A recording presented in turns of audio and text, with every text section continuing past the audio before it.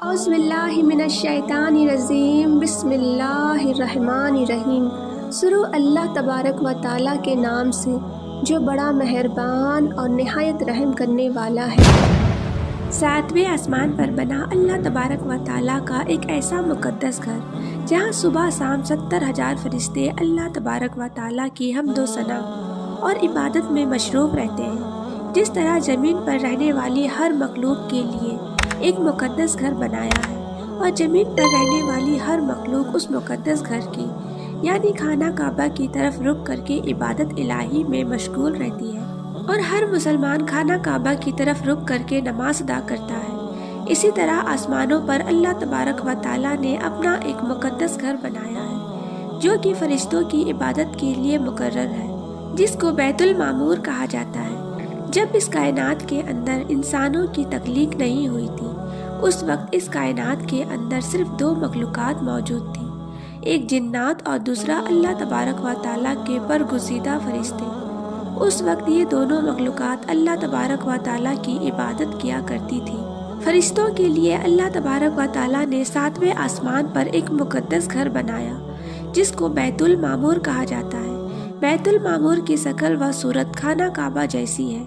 جس طرح اس روئے زمین پر خانہ کعبہ کے گرد لوگ طواف کرتے ہیں، اسی طرح آسمانوں پر بیت المعمور کے گرد 70,000 صبح اور 70,000 شام فرشتے طواف کرتے ہیں۔ روایت میں آتا ہے کہ جو 70,000 فرشتے صبح بیت المعمور کا طواف کرتے ہیں اور جو 70,000 فرشتے شام کو بیت المعمور کا طواف کرتے ہیں، دوبارہ ان فرشتوں کی کبھی باری نہیں آتی، کیونکہ اللہ تبارک و تعالیٰ کے فرشتوں کی تعداد بہت زیادہ ہے اور ہر روز بے شمار فرشتے پیدا ہوتے ہیں۔ بیت المعمور میں جتنے بھی فرشتے اللہ تبارک و تعالیٰ کی عبادت میں مشروف ہیں، ان تمام تر فرشتوں کی نیتیوں کو اللہ تبارک و تعالیٰ امت محمدیہ کے اندر تقسیم فرما دیتا ہے۔ بیت المعمور کا ذکر اللہ تبارک و تعالیٰ نے قرآن پاک میں بھی فرمایا ہے۔ بیت المعمور کا ذکر حضور اکرم صلی اللہ تعالیٰ علیہ وسلم کی حدیث پاک میں بھی آتا ہے، اور بیت المعمور کا ذکر معراج شریف کی حدیث میں بھی ملتا ہے کہ جب حضور اکرم صلی اللہ تعالیٰ علیہ وسلم معراج کی رات ساتویں آسمان پر گئے تو آپ نے دیکھا کہ حضرت ابراہیم علیہ السلام بیت المعمور کے ساتھ دیگ لگا کر بیٹھے ہیں۔ جب حضور اکرم صلی اللہ تعالیٰ علیہ وسلم نے بیت المعمور کو دیکھا تو آپ صلی اللہ تعالیٰ علیہ وسلم نے جبرائیل علیہ السلام سے پوچھا کہ یہ کیا ہے، تو حضرت جبرائیل علیہ السلام نے فرمایا کہ یا رسول اللہ صلی اللہ تعالیٰ علیہ وسلم، جس طرح زمین پر اللہ تبارک و تعالیٰ کا مقدس گھر خانہ کعبہ ہے، اسی طرح آسمانوں پر اللہ تبارک و تعالیٰ کا مقدس گھر بیت المعمور ہے، جہاں پر 70,000 فرشتے صبح اور 70,000 فرشتے شام کو اس گھر کا طواف کرنے کے لیے حاضر ہوتے ہیں، اور جو فرشتہ ایک مرتبہ اس گھر کا طواف کر لیتا ہے دوبارہ ساری عمر اس کی باری نہیں آتی۔ اس کے بعد آپ صلی اللہ تعالیٰ علیہ وسلم نے دیکھا کہ بیت المعمور کے اندر کچھ فرشتے قیام کی حال میں اللہ تبارک و تعالیٰ کی عبادت کر رہے ہیں، اور کچھ فرشتے رکوع کی حالت میں اللہ تبارک و تعالیٰ کی عبادت میں مشروف ہیں، اور کچھ فرشتے سجدے کی حالت میں اللہ تبارک و تعالیٰ کی عبادت میں مشروف ہیں،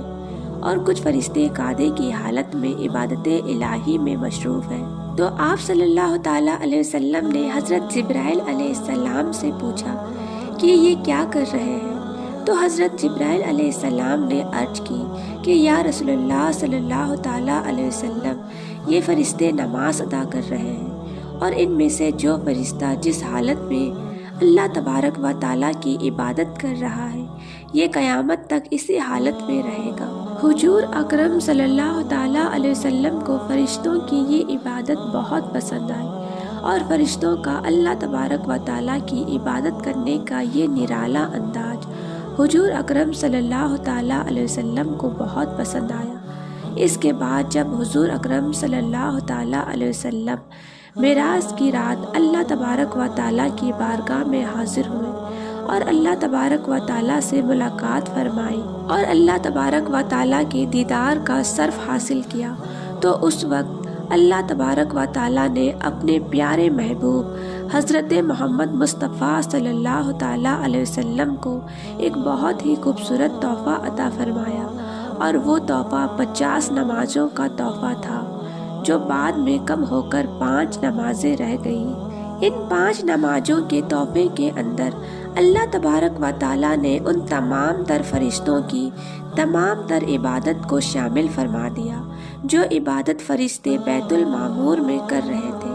اور جو اللہ کے محبوب کو بہت زیادہ پسند آئی تھی۔ لہٰذا جب ہم نماز پڑھتے ہیں تو نماز کی حالت میں ہم لوگ قیام بھی کرتے ہیں، اور اللہ تبارک و تعالیٰ کی بارگاہ میں رکوع بھی کرتے ہیں، اور اللہ تبارک و تعالیٰ کے حضور سجدے بھی کرتے ہیں، اور اللہ تبارک و تعالیٰ کے حضور خدا بھی کرتے ہیں۔ اس طرح ہم ایک ہی نماز میں فرشتوں کی تمام تر عبادت کو کر رہے ہوتے ہیں، اور ایک ہی نماز کے اندر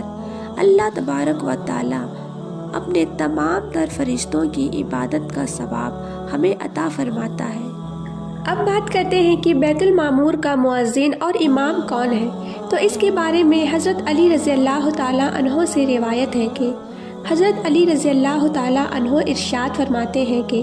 بیت المعمور کا مؤذن حضرت جبرائیل علیہ السلام ہے، اور بیت المعمور کا امام حضرت میکائیل علیہ السلام ہے، جو تمام فرشتوں کی امامت کرواتے ہیں اور ان کو بیت المعمور میں نماز پڑھاتے ہیں۔ اللہ تبارک و تعالیٰ سے دعا ہے کہ اللہ تبارک و تعالیٰ ہمیں ہر وقت اپنی عبادت کرنے کی توفیق عطا فرمائے۔